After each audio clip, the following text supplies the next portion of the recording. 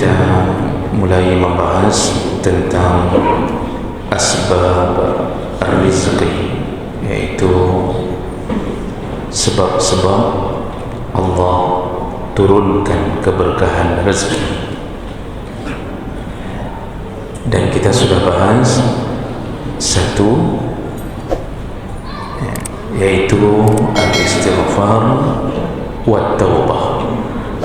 Salah satu yang menjadi penyebab turunnya rezeki diiringi dengan keberkahannya adalah orang-orang yang memperbanyak istighfar yang disertai dengan taubat.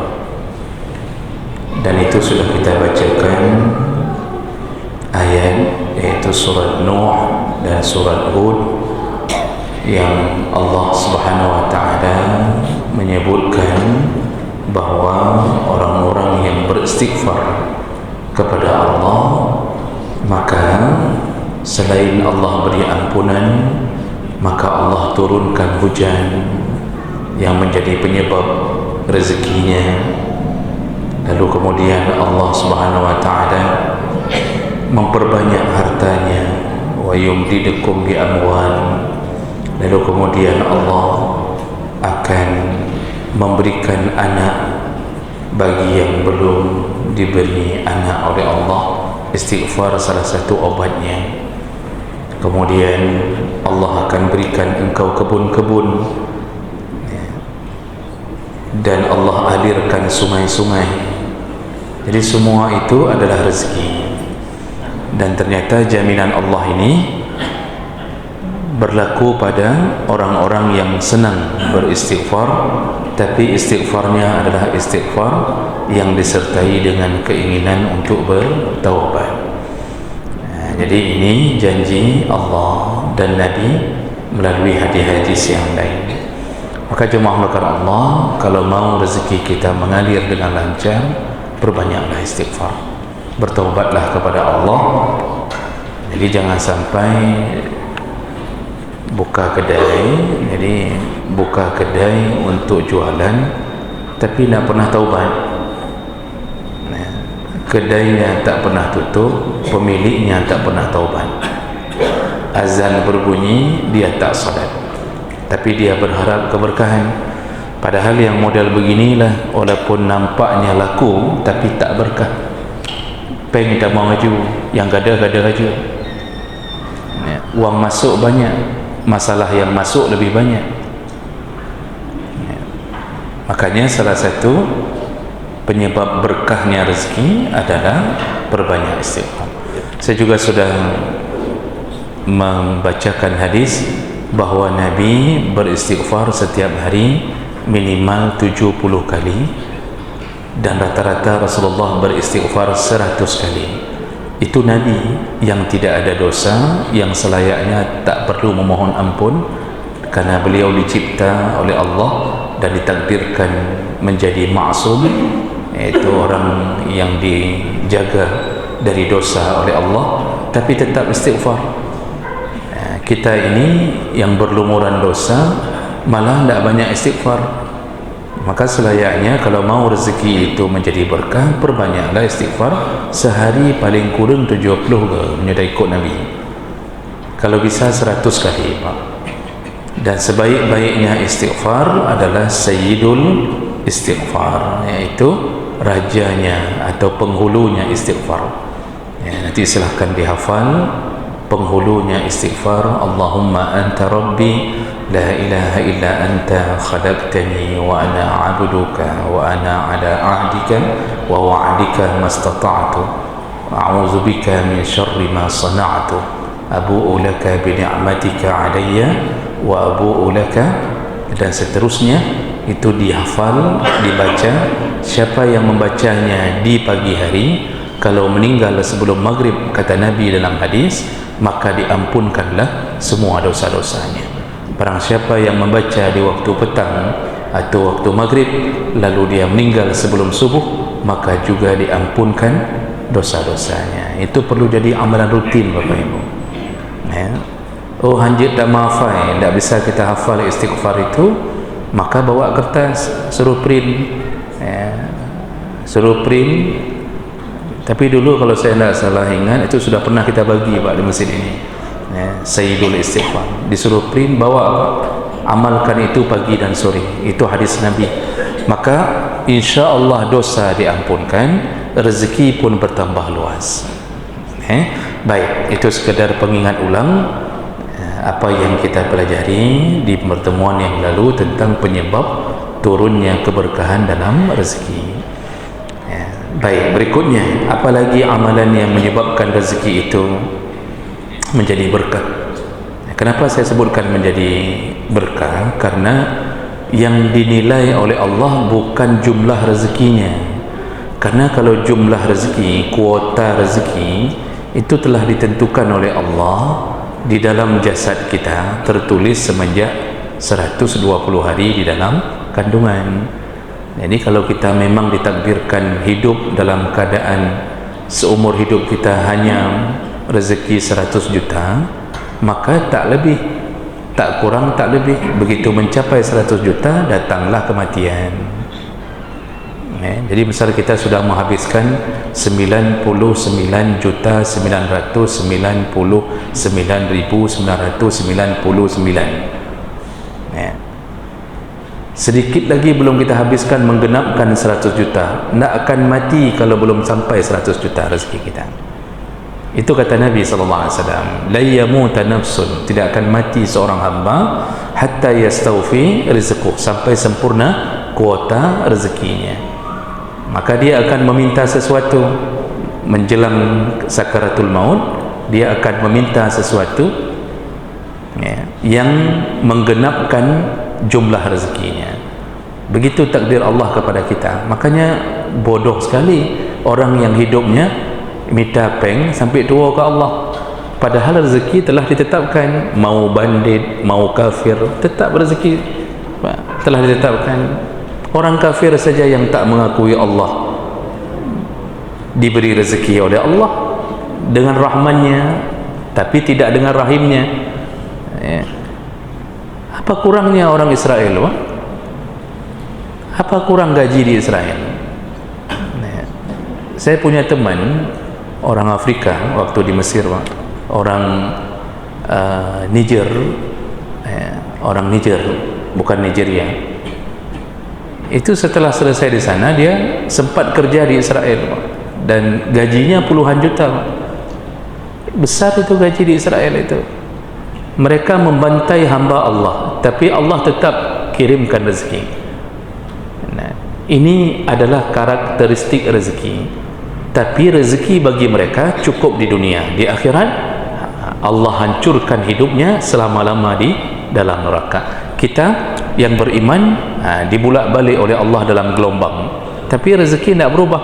Makanya kebodohan yang paling hebat ketika orang hidup untuk mencari rezeki. Yang berat tak bangai, Pak, kepa mudip yang bertapeng. Makanya konsep kuliah untuk kerja yang bangai. Jadi hidup ini masuk TK, SD, SMP, SMA, kuliah, tujuan akhir apa? Mitapeng. Itu bangai. Kenapa saya bilang begitu? Itu sudah ditetapkan Allah. Tidak kita cari pun, tertidur kita di atas tikar, Pak. Puluhan tahun kita lumpuh tertidur di atas tikar. Rezeki itu tetap datang. Dari mana datangnya? Dari amplop. Terus ulang urung kunjung, kasih lagi amplop. Apalagi kalau yang stroke itu ustaznya, tiada terus amplop. Atau Allah atur rezeki melalui isteri kita. Tiba-tiba isteri yang dulu tidak bisa buat lontong sudah bisa buat lontong. Laku besar, Pak. Waktu kita sehat dia tidak bisa buat, Pak. Sudah pernah dia coba buat jadi bubur, dia coba buat bubur jadi lontong. Begitu kita stroke, dia tiba-tiba pintar buat lontong, mangat dong, enak lagi, Pak. Masalah itu Allah berikan jatah rezeki kita melalui tangannya. Atau anak kita yang jadi sudah lulus PNS, paling kurang ya lulus P3K lah, lalu diberikanlah ke ayahnya 1 juta, dia biaya. Itu semua rezeki kita melalui orang lain. Jadi tidak perlu khawatir. Yang perlu kita khawatirkan apabila rezeki kita tak berkah, tidak bisa membawa kita kepada kebaikan kepada Allah. Uang banyak, kebaikan tak banyak, itu yang namanya tidak berkah. Jadi keinginan bersedekah tidak ada, keinginan bantu masjid tidak ada, keinginan untuk menolong janda, anak yatim, jandanya diambil, anak yatimnya dicampak. Jadi jemaah melakukan Allah Subhanahu Wa Taala. Jadi yang sedang kita bicarakan ini adalah bagaimana rahasia memancing rezeki yang telah ditetapkan menjadi berkah. Maka cara pertama, perbanyak istighfar. Jadi kapan duduk Pak? Astagfirullah, astagfirullah, astagfirullah. Kalau Nabi sering mengucapkan astagfirullah saja, atau astaghfirullahalazim alladzi la ilaha illa huwal hayyul qayyum, atau astaghfiruka wa atubu ilaih. Itu dalam hadis Nabi, astaghfiruka wa atubu ilaih. Jadi Nabi sambil duduk pun astaghfiruka wa atubu ilaih, astaghfiruka wa atubu ilaih. Kalau kita terkena pintu Pak, atau terjepit pintu, seharusnya kalau kita sudah terbiasa di mulut istighfar, begitu kena batu keluar astagfirullah. Tapi kalau kita tidak biasa istighfar, yang keluar apa Pak? Ali hati. Begitu dijepit, ali hati. Begitu. Itu semuanya Allah bisa karena biasa. Maka perbanyaklah istighfar. Baik. Yang kedua, yang bisa membuat rezeki Allah turun dengan diiringi keberkahan adalah ad-du'a. Perbanyaklah doa. Tidak peduli doa itu dalam bentuk apa, tidak mesti harus berdoa minta rezeki. Kalau orang suka mendekat kepada Allah dengan doa, maka Allah limpahkan rezekinya berbarengan dengan keberkahan. Karena doa adalah ibadah. Doa adalah ibadah. Allazina yastakbiruna an ibadati. Allah mengatakan orang yang sombong adalah orang-orang yang tak mau berdoa. Karena dia dianggap ibadah. Orang yang tidak mau berdoa maka termasuk orang-orang yang menjauh dari Allah. Makanya Allah sebutkan yastakbirun, itu masalahnya masalah doa. Konsep kita hidup dengan manusia, kalau kita banyak meminta, manusia itu tak suka. Makanya dengan manusia jangan banyak-banyak meminta. Pasti dia akan mengatakan, ikah apa kalau keju-aju, kakak mau hidup mandiri. Orang akan mengatakan, hiduplah mandiri, enak aja minta-minta sama orang. Orang tak suka. Anak kita saja yang sudah kahwin, kalau masih minta sama ayahnya, dicaci Pak sama ayahnya. Kenapa manusia tidak suka kalau diminta terus-terusan?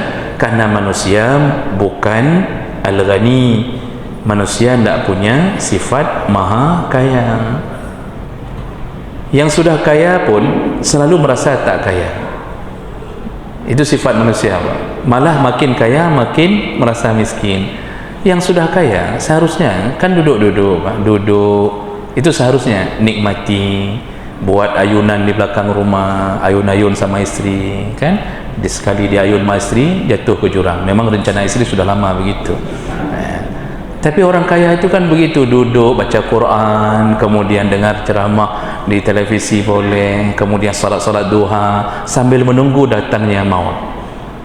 Makanan sudah ada dalam kulkas. Itu gaya orang kaya. Tapi pernahkah orang kaya merasa cukup? Tak pernah Pak. Kalau orang kaya merasa cukup, tak mungkin orang kaya mendaftarkan diri untuk menjadi presiden kembali Pak.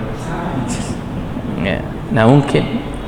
Tapi tetap keinginan itu ada. Makanya manusia ini hartanya yang dia dapatkan tidak membuat dia puas terhadap harta. Makanya orang tidak disuruh meminta-minta pada manusia, karena manusia punya sifat kikir dan bukan orang yang punya kekuasaan kaya. Tapi meminta kepada Allah malah sangat disukai oleh Allah. Makin banyak minta makin disukai. Kita makin banyak minta makin tidak suka. Sama Allah makin banyak minta makin suka. Malah kalau tidak minta-minta Allah tidak suka. Berarti Allah melihat engkau tak akui aku sebagai Tuhanmu yang maha kaya. Allah sering menyebut dirinya huwal ghani. Allah lah yang maha kaya. Makanya Nabi SAW menyebutkan kekayaan Allah meliputi langit dan bumi. Seandainya semua jin, ini hadis, seandainya semua jin, semua manusia dikumpulkan lalu diberi kesempatan setiap satu makhluk itu meminta apapun yang mereka minta, terserah mau minta apa. Setiap satu orang minta sesuka-sukanya. Ketika semua dikabulkan oleh Allah, semua permintaan seluruh manusia dan jin yang keluar dari sisi Allah setelah itu hanya, ini kata Nabi ni, hanya setetes air di tengah samudra. Lalu Nabi memberi contoh, dicelupkan tangannya ke dalam baskom, lalu jatuhlah setetes air. Kata Nabi, ini yang dikeluarkan Allah, sedangkan yang tinggal di sisinya seluas samudra. Bukan seluas lautan, seluas samudra. Samudra kan lautan-lautan yang saling berikatan, Pak. Bayangkan kekuasaan Allah. Makanya Allah heran kalau melihat orang yang tak mau berdoa, tak minta apa-apa. Berarti Allah mengatakan engkau tak yakin aku Tuhanmu. Tapi kepada orang yang meminta, Allah senang sekali, Pak. Makin banyak minta, merengek-rengek, sampai Nabi mengatakan apa? Perbanyaklah meminta kepada Allah sampai kalau tali sandalmu putus, suruh minta sama Allah. Itu hadis Nabi. Kata Nabi, tali sandalmu putus, mintalah sama Allah. Begitu senangnya Allah kepada orang yang suka meminta. Makanya jangan malu, Pak. Waktu kita tanya, kenapa Bapak nak berdoa? Kala kebunuh, malai dong Allah. Sudah tadi saya minta, malu saya sama Allah terus. Itu salah.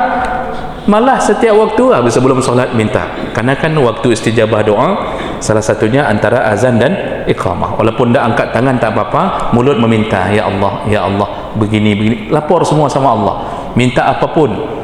Minta. Kalau minta akhirat, kata Nabi, minta surga, mintalah surga Firdaus. Jangan minta surga bawah, mintalah surga Firdaus.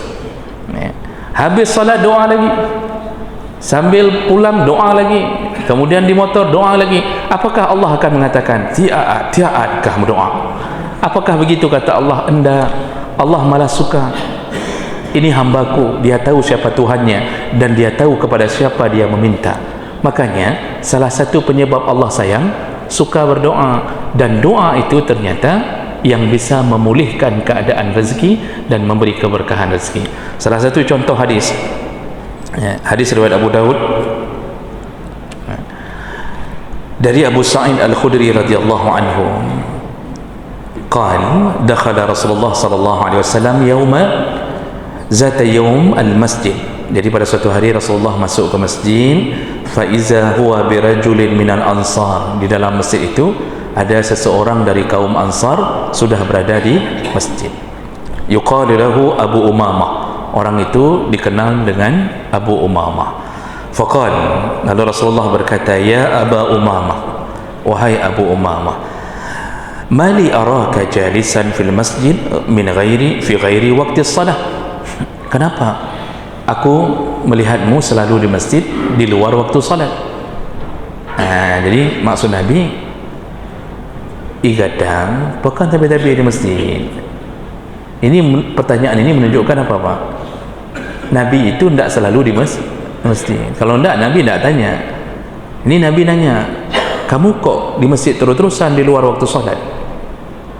Itu menunjukkan Nabi juga tidak menyuruh kita terus-terusan di dalam masjid. Maka apalagi kita suami, Pak, itu jangan terus-terusan dalam masjid, pulang cari nafkah. Tapi kalau dari antara maghrib sampai isya jangan pulang. Itu apa? Mencari nafkah apa? Habis solat subuh pulang cari nafkah, itu yang lebih besar pahala. Jadi tak perlu duduk di masjid sampai zuhur, tunggu lagi dari habis zuhur ke asar. 3 hari kita lakukan itu, isteri sudah lari sama supir HIS, Pak. Kenapa? Karena supir HIS yang bisa kasih nafkah. Makanya Nabi mengatakan pupur kekena dalam masjid aju-aju. Jadi Abu Umamah kemudian mengatakan, humumun lazimatni wa duyunun ya Rasulullah. Ya Rasulullah, aku gelisah, hatiku gelisah. Salah satu penyebabnya tidak ada uang untuk bayar hutang. Waduyun, aku punya hutang tapi nak mampu aku bayar. Sehingga beliau duduk di masjid berharap semoga Allah memberikan keringanan dalam urusan itu. Jadi dia melapor ke Rasulullah, saya di masjid di luar waktu salat, karena hatiku gelisah dan aku punya hutang yang belum mampu ku bayar. Berarti hubungannya dengan rezeki. Tak ada rezeki untuk bayar hutang pun tak ada. Karena orang ini termasuk sahabat yang menunjukkan bahawa kebiasaan sahabat kalau susah itu ke masjid, Pak. Karena masjid ini rumah Allah, kita curhatnya di masjid, itu sudah bagus. Cuma maksud Nabi jangan sering-sering sampai meninggalkan kewajiban. Dulu Ali bin Abi Thalib ketika ribut dengan Fatimah, jadi Ali itu juga ribut, bertengkar juga di rumah dengan Fatimah. Jadi kemana Ali kalau sudah ribut? Ke masjid. Makanya Bapak Ibu kalau sudah jadwal ribut sama istri itu ke masjid. Ini habis ribut sama istri, larinya ke kedai kopi, ketemu sama sesama suami yang bermasalah, yang tidak ada rencana membunuh istri, pulang dari kedai kopi dibunuhnya istri. Kamu pakat dua bunuh kedai kopi, nyai yang lagi yang pah datai pulang, Pak. Akhirnya bacok. Hari ini kan musimnya bunuh-membunuh, Pak. Bunuh istri, mutilasi istri. Kenapa? Kiamat hampir datang. Kata Rasulullah, tidak akan terjadi kiamat kecuali akan datang tanda-tanda. Salah satunya kasratul haraj, banyaknya pembunuhan. Ditanya sama sahabat, ya Rasulullah, di masa kita pun banyak pembunuhan. Perang sekali, perang Badar berapa ratus orang mati, perang Uhud 70 orang, belum lagi dari orang, banyak juga pembunuhan. Kata Nabi, bukan itu tanda kiamat. Tanda kiamat pembunuhan terjadi, yang melakukannya adalah orang-orang yang dekat. Suami bunuh istri, istri bunuh suami, anak bunuh ayah. Itu yang kan banyak sekali kejadian hari ini, Pak. Itu orang-orang yang dekat, teman sekantor, setelah berzina di hotel dibunuh, dimasukkan ke koper. Dan itu berulang-ulang di Indonesia setiap hari. Tanda kiamat, Pak. Hati-hati. Jadi pikirkanlah dan siapkanlah. Jadi jangan hanya pikir kahwin terusan, pikir kiamat sekali-sekali. Itu bagi yang mikir kahwin, kan. Nah, jadi kemudian setelah dia mengadu ke Rasulullah, lu kenapa yang Rasulullah ambil bayi hutang pihana. Nah, lalu Rasulullah mengatakan, afala u'allimaka kalaman iza anta qultahu iza azhaballahu azza wa jalla hammak wa qada anka dainak. Maukah ku ajarkan engkau doa? Kalau engkau baca doa ini istiqamah rutin, maka Allah akan menghilangkan kesusahanmu, kegelisahanmu, dan Allah akan lunaskan hutang-hutangmu. Mau? Kata Rasulullah. Sebenarnya Rasulullah tidak perlu nanya mau, cuma Rasulullah memancing dengan pertanyaan. Seorang Nabi itu kan tidak perlu nanya mau. Kalau sempat dijawab sama sahabat, tidak mau. Aneh kan, Pak? Tapi itu hanya pancingan Rasulullah. Mana mungkin sahabat tak mau? Itu gaya Nabi berdakwah. Lalu kemudian qultu bala ya Rasulullah, tentu ya Rasulullah, tentu, ajarkanlah kalimah itu. Lalu Rasulullah mengatakan, qul iza asbahta wa iza amsayta.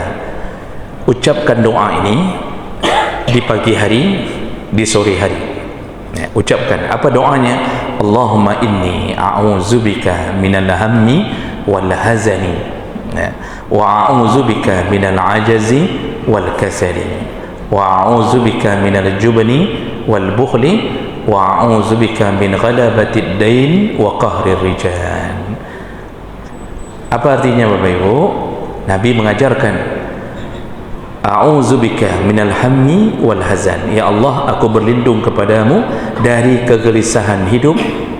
Hanapeng kan susah tu dia, Pak. Aku berlindung kepadamu dari kesusahan hidup, kegelisahan hidup, wal hazan, dan dari perasaan sedih. Maksudnya kita sedih ada, tapi jangan sampai sedih itu menyelimuti sampai kita tidak ada semangat lagi hidup. Itu yang kita mohon sama Allah. Jangan sampai aku susah hidupku, ya Allah. Jangan sampai sedih membuatku berlarut-larut dalam kesedihan. Itu permohonan pertama. Lalu sambung, a'udzubika minal ajzi wal kasali. Aku berlindung kepadamu, ya Allah, dari lemah dan malas. Ajaz itu dari lemah. Ini sebenarnya doa ini, Pak, untuk orang-orang yang mempersiapkan diri di masa tua. Baik sampo, long teduk, ada kasur. Jangan sampai saya tercampak di kasur, ya Allah. Ini salah satu doanya. Ya Allah, aku berlindung kepadamu dari sifat lemah, lemah fisik, lemah pikiran, wal kasal, dan aku berlindung dari kemalasan. Makanya kalau kita punya anak yang malas-malas, Pak, doa ini ucapkan, niatkan ke dia. Jadi kita mengatakan, ya Allah, aku berlindung kepadamu dari malas, dan juga hindarkan anak kami dari sifat malas. Karena anak-anak akan sifat malas itu hari ini muncul, Pak, karena hidupnya sudah dengan HP. Beda dengan kita dulu, Pak, mudah-mudahan sudah cari rezeki. Hari ini dimanjakan sampai doktor pun masih dikirimkan SPP. Cok doktor yang kirim SPP ayah. Mekawin pun masih diberi rezeki oleh ayah. Maka mohon kepada Allah jangan sampai malas. Wa a'udzubika minal jubni, dan aku mohon dan aku berlindung kepadamu ya Allah dari jubn, pengecut. Pengecut ni maksudnya jangan sampai pengecut terhadap ancaman orang kafir. Jadi harus punya sifat seperti orang Palestin, ya, tidak ada rasa takutnya, karena mereka sudah terbiasa hidup di dalam peperangan begitu. Dan orang Aceh, ya, 11-12 dengan Sulawesi, Papua, Pak, itu biasanya jarang pengecut. Cuma kalau sudah jatuh ke maksiat, itu biasanya pengecut, Pak. Tapi kalau orang yang dekat dengan Allah, biasanya sifat pengecut itu hilang. Tapi pengecutnya yang diminta hilang dari menghadapi orang kafir. Kalau sesama Islam, itu kalau bisa ya mengalah-mengalah, Pak, banyak-banyak mengecut. Jadi jangan sampai sesama Islam kok berani dengan orang kafir. Meka'ad apa bahasa Indonesia-nya? Apa meka'ad bahasa Indonesia-nya? Berkeid, Pak, maksudnya jangan sampai begitu. Kemudian terakhir doa Nabi, wa a'udzubika, tadi minal jubni, pengecut, wal bukhli, aku berlindung kepadamu dari sifat kikir. Wa a'udzubika min ghalabatid dain wa qahrir rijal, dan aku berlindung kepadamu dari ghalabatid dain, yaitu terlilit hutang. Jadi kalau sudah minta sama Allah jangan sampai aku hidup dengan terlilit hutang, dan wa qahrir rijal, dan aniaya orang-orang. Makanya, Pak, doa ini qahrir rijal, itu qahrun itu artinya aniaya, kezaliman orang. Orang kalau baca doa ini terus-terusan, insya-Allah begal itu tak mampu menghadapinya. Karena sebelum datang begal, dia diselamatkan oleh Allah Subhanahu wa taala. Karena makna doa ini, jangan sampai kami terkena aniaya dari orang. Makanya begal tak jadi masuk ke lorong itu. Padahal kita sudah lorong itu. Itu kalau doa ini yang kita ucapkan. Sayangnya orang hari ini tak lagi berlindung kepada Allah. Ya, jadi berlindungnya sama siapa? Sama manusia. Ya, habis dipukul begal baru lapor. Ya, kehabis lemik ada, sudah putus tangan, putus kaki, baru lapor pada manusia. Setelah lapor, kemudian kita dibegal sekali lagi oleh orang yang kita minta perlindungan. Maka hancurlah hidup kita kalau berlindung pada manusia. Maka jemaah melakukan Allah, doa ini, ya, lalu disambut oleh Nabi di ujung hadis. Orang ini, Abu Umamah, lalu mengatakan, fa'altu zalika, aku mengerjakan, aku membaca doa itu terus-terusan, fa'azhaballahu azza wa jalla hammi wa qada anni daini. Setelah aku baca doa itu terus-terusan, lalu Allah menghilangkan kesusahan hidupku, dan kemudian Allah bayarkan hutangku. Bagaimana cara Allah bayar hutangnya? Rezeki kita ditambah oleh Allah. Kalau yang punya kedai, punya hutang, kemudian tiba-tiba laku keras sampai sanggup bayar hutang, tapi harus ada niat bayar hutang. Jangan sampai ketika sudah laku keras tidak bayar hutang lagi, dihancurkan sekali lagi oleh Allah, lebih lemik daripada sebelumnya. Jadi jemaah melakukan Allah Subhanahu wa taala, salah satu cara memancing rezeki adalah perbanyaklah berdoa. Tak bisa hafal doa ini, Pak, pakai bahasa Indonesia aja. Minta aja langsung ke intinya, ya Allah berilah aku rezeki yang berkah segala macam. Ucapkan itu tak mengapa. Jadi jangan sampai harus hafal doa ini sehingga tidak pernah berdoa. Baik, saya berhenti di sini. Silakan, ada waktu sedikit. Ya, baik.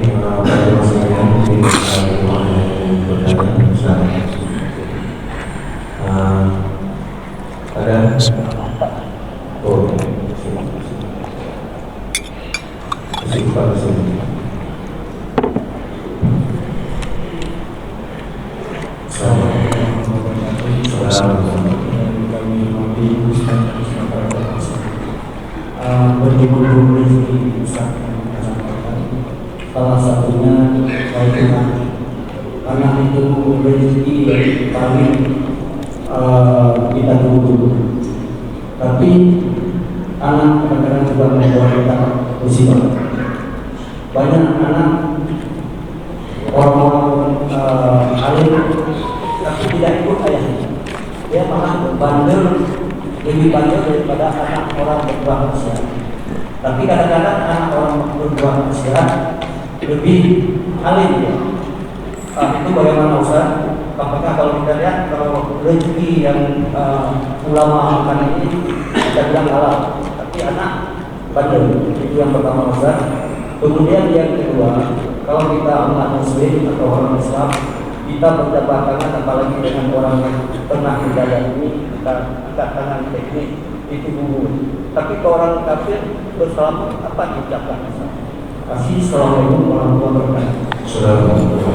Mungkin ada yang lain sana.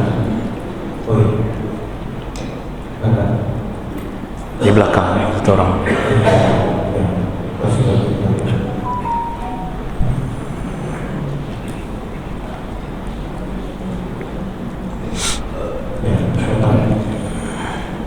Assalamualaikum warahmatullahi wabarakatuh. Waalaikumsalam warahmatullahi wabarakatuh.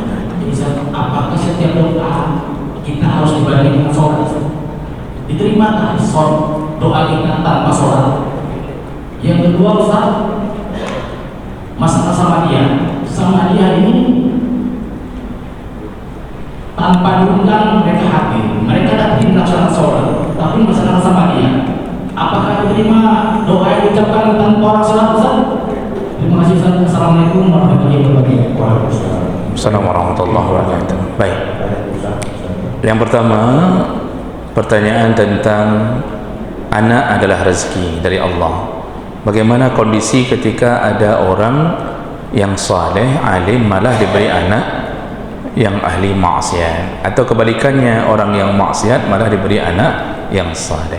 Pertama yang harus kita fahami bahwa Allah kadang-kadang memberikan sesuatu yang tidak kita sukai, padahal itu sebenarnya adalah bahagian daripada kebaikan.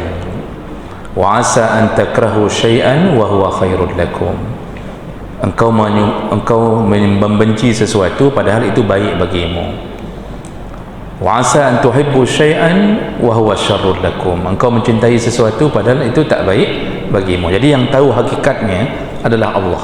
Nah, sekarang baru kita lihat, kalau contohnya kalau ada orang saleh, alim, tapi punya anak maksiat, narkoba, ya, berzina, padahal ayahnya alim, tentu secara naluri kita aneh, ya, kok bisa anak orang alim kayak gitu kerja? Maka orang mencibir, ya, netizen itu akan bergerak, ya, menyebutkan panena ayah hajinya munafik, bukti ji anak lagi-nya. Nah, orang tak tahu kenapa Allah berikan ke orang alim ni anak yang ahli maksiat.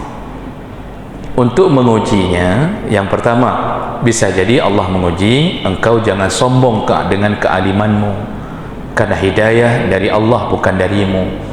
Makanya kan orang Melayu mengatakan iman itu tak dapat diwarisi. Masih ingat Pak? Perlu saya nyanyi? Iman itu tak dapat diwarisi, ya. Ayah beriman, anak belum tentu.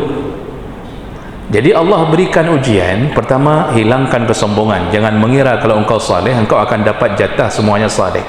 Yang kedua, membuat orang alim ini berjuang lebih keras dibandingkan orang-orang lain untuk membuat amal saleh menjadi anaknya. Yang ketiga, agar dia sadar bahwa dia membutuhkan campur tangan Allah, sehingga orang alim ini berdoa terus-terusan sama Allah. Karena penyakit orang alim apa Pak? Apa penyakit orang alim? Embung. Penyakit para ustaz apa Pak? Embung, ya. Nyan penyakit. Kalau sudah jadi ustaz, jadi tengku, merasa jamaahnya tak ngerti apa-apa, jadi begitu tunjuk langsung tunjuk ke gop, sang-sang yang lain salah madu. Itu penyakit. Makanya diberi ujian dari sebelah sini. Ternyata ujung-ujungnya setelah dia capek mendidiknya, anaknya taubat setelah meninggalnya ayahnya. Perjuangan itu adalah kebaikan untuknya. Makanya semua yang Allah beri itu baik. Jangankan orang alim di dunia, Nabi Nuh saja begitu dapatnya. Nabi Pak, sampai titik terakhir belum taubat. Nabi Nuh mengucapkan, ya bunayyar kam ma'ana, anakku naiklah, naik ke sini, ke kapal ini bersama ayah, jangan engkau bergabung bersama orang-orang kafir. Apa jawaban anaknya? Tidak ayah, tidak. Sa'awi ila jabali ya'asimuni minal ma', aku akan pergi ke gunung yang tidak mungkin sampai air. Ternyata semuanya tenggelam. Itu anak Nabi Nuh. Makanya ujian-ujian itu adalah yang diberi Allah. Ada kalanya orang maksiat, ayahnya pemain game judi online, anaknya pesantren. Jadi yang palis ayah, anak baik. Itu juga kebaikan dari Allah agar ayahnya malu. Kan banyak ayah tidak pernah ke masjid tapi anaknya di masjid, Pak. Sering saya dapatkan, saya tanya sama anaknya, hoyah ke? Ya. Aina abuka? Itu bahasa Inggrisnya. Ya. Hoyah ke? Ayah di rumah, kenapa tidak solat sini? Ya, dia di rumah. Jadi kamu kenapa solat sini? Disuruh rumah ayah. Kalau kamu tidak solat, kami ditampar. Itulah ayah Bangai bin Palis, itulah model-model begitu, Bapak. Ya. Kenapa Allah berikan anak yang saleh? Ujungnya Allah ingin buat ayahnya taubat. Mungkin nanti satu saat ayahnya malu, ya, setelah mendengarkan orang bicara puayah laganya yuyu anu atau kayak masalah, dia lama-lama taubat. Ternyata semuanya berujung kepada kebaikan. Jadi makanya kita ini tidak tentu hidup kita, Pak. Bisa jadi ya, kita dapat ujian melalui anak. Jadi begitulah rahasia hidup. Yang penting apapun yang diberi Allah, terima, tawakal, jalankan. Yang jangan caci Allah. Jadi jangan bilang sama Allah, aku tepu lagi nyo nah, aku Tuhan ngendro dengan ya Allah. Ya. Masa long hek aku tuntut ilmu agama, capek saya tuntut ilmu agama, engkau berikan anakku dari 5 orang 4,5 kali semuanya. Itu kita caci Allah, malah Allah semakin murka. Ana inda dhanni abdi, aku sesuai dengan prasangka hamba. Nah, jadi itu hikmah-hikmah yang bisa kita dapatkan kenapa Allah berikan anak-anak yang tak sesuai dengan harapan. Okey, yang pertama itu. Yang kedua, bersalaman dengan orang kafir. Kalau kita orang Islam bersalaman dengan gugur dosa. Kalau dengan orang kafir bersalaman sama orang kafir, apa yang diucapkan? Kan sering kita lihat orang kafir bersalaman dengan orang kafir. Itu apa diucapkan mereka? Baik, kalau sesama orang Islam, hadis-hadis Nabi menyebutkan jabatan tangan gugur dosa, itu benar.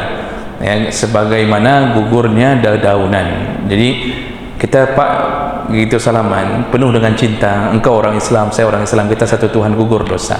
Itu benar. Nah, kalau sesama orang kafir ketika berjabat tangan gugur dosa, apa nih Pak? Mereka itu di dunia apapun kebaikannya dipending oleh Allah sampai mereka mengucapkan syahadat. Dosa mereka itu ditumpuk oleh Allah baru digugurkan kalau mereka bersyahadat. Jadi kalau itu tak ada, sampai mati pun ribuan kali mereka bersalaman, tak memberi manfaat apapun, tidak memberi manfaat apapun. Makanya orang kafir itu orang yang paling menyesali hidup di akhirat, paling sesal hidupnya. Jadi jemaah mulakan Allah Subhanahu Wa Taala, kalau ditanya apa yang mereka ucapkan sesama orang kafir, ya saya tak tahulah. Ini harus ada yang baurungian, Pak. Harus ada yang baurungian, kan? Kalau kita assalamualaikum segala macam, ya orang itu kita tidak tahu. Yang penting baik di dalam pandangan kita sebagai orang Islam, mereka tak dapat pahala, pahalanya dipending, tapi begitu bersyahadat seluruh pahala itu dikembalikan. Jadi tidak dihapus, Pak, kalau bersyahadat. Ini pertanyaan Sa'ad bin Abi Waqqas kepada Nabi. Jadi Sa'ad bin Abi Waqqas sebelum masuk Islam nanya ke Nabi, kalau kami masuk Islam ya Rasulullah, kami masuk Islam, pahala kami berbuat baik di masa kami jahiliyah dihitung sama Allah atau tidak? Itu pertanyaannya. Saya tidak hafal matan hadisnya semua, tapi itu pertanyaannya. Nabi mengatakan dihitung. Ya, di situ Sa'ad kemudian masuk Islam, dan dalam catatan Allah kebaikannya di masa jahiliyah dikembalikan Allah, dirapel semuanya. Itu hebatnya kalau orang masuk Islam. Ya, itu. Sebelum sama dia ada pertanyaan apa tadi? Tidak salat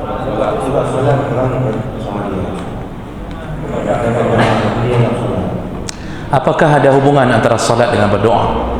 Sangat erat, Pak. Sangat erat hubungan antara salat dengan doa. Karena salat sendiri pun itu artinya doa. Apa arti as-salah? doa. Makanya dalam salat itu isinya doa, puji-pujian, doa. Makanya salat sendiri sudah disebut doa dari segi bahasa. Lalu kemudian, adakah orang yang berdoa kemudian diterima doanya ketika tidak salat? Memang begitu, Pak. Kalau kita tak salat, maka doa kita pun ikut tertolak, karena jasad kita tak dekat dengan Allah yang akan mengabulkan doa. Makanya orang-orang yang tak salat ini itu diperbanyak doa oleh orang tuanya. Jadi misalnya orang-orang mendoakan dia, ya Allah berilah hidayah kepadanya. Ada penghalang-penghalang doa, penghalang-penghalang doa selain makan haram, suka bermaksiat. Salah satu maksiatnya adalah tidak salat. Makanya kalau ditanya lebih detail, seperti urung-urung sama dia, yang kemudian berdoa, tapi salat dah pernah, sama dia aja sembahyang hantam. Kadang-kadang kita aneh ukuran menganggap orang itu baik kalau sudah ikut sama dia. Waktu tak pernah salat, kita anggap orangnya biasa saja, menyuhan ajak sama dia langsung difonis pun. Namanya hanaga dulu, hantam ajak sama dia agak segala macam. Tapi yang dia tak pernah ke masjid, tak pernah salat, enggak dihitung. Makanya kalau ditanya apakah ketika mereka berdoa kemudian diterima oleh Allah, kalau tidak salat, kunci untuk dicatatnya amalan yang lain dari dunia saja sudah terhalang. Jadi kalau ditanya doanya sah atau tidak, ya sah-sah saja.